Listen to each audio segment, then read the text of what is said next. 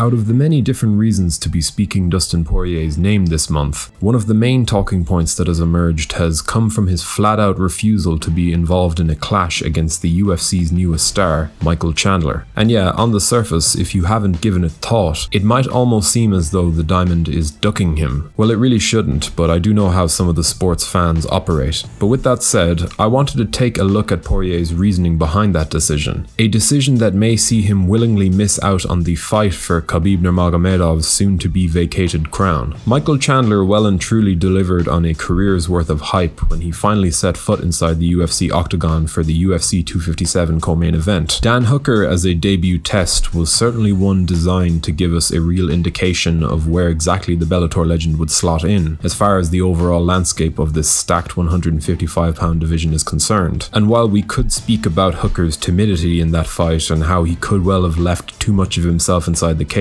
with Dustin Poirier just prior, what we saw from Chandler on that night was nothing short of the perfect introduction to the big show. Stepping up on one of the most watched MMA events of all time and doing what he did was a truly sensational way to announce himself onto the global stage. All of a sudden, the name Michael Chandler was one that carried a whole lot of weight within the 155-pound picture, and as soon as he stepped away from Hooker in victory, speculation over his next move was widespread. So when the main event winner Dustin Poirier was asked a few hours later about his willingness to capitalize on the connection they shared through UFC 257's stage and fight, his answer was somewhat surprising. Although he was of course respectful of Chandler and his work over the years, Poirier gave the media an emphatic no when pressed on whether he would fight him next for the title, telling us all that he didn't see a win over Dan Hooker at this stage as enough of a scalp to warrant a crack at the belt. He felt that his own presence in that very moment in a non-title 5-round main event clash was enough of a reason to decline. Poirier went 5 hard rounds with Hooker in a Fight of the Year nominated effort and still had to go through Conor McGregor before getting another crack at UFC gold. That definitely hurt Dustin to some extent. Sure, the champion Khabib has left the division in a weird state of limbo given his semi-retirement, but after sustaining just one defeat in his last 9 fights and with his wins over the likes of Justin Gaethje, Max Holloway, Eddie Alvarez, and the aforementioned Hooker and McGregor in mind, I find it easy to understand where the Diamond is coming from on this one. If you're enjoying this video, be sure to leave a like and a comment below to keep this train moving. We're looking forward to bringing you even more excellent content this year, so make sure you subscribe now to stay up to date with all of our latest uploads. Okay, back to the video. But this dismissal of Michael Chandler didn't just stem from his inexperience at the highest levels of the division. The pair's first real connection would have come in the form of their shared absence from UFC 254, Khabib vs Gaethje. Of course, Chandler was oddly drafted in as a backup for the main event,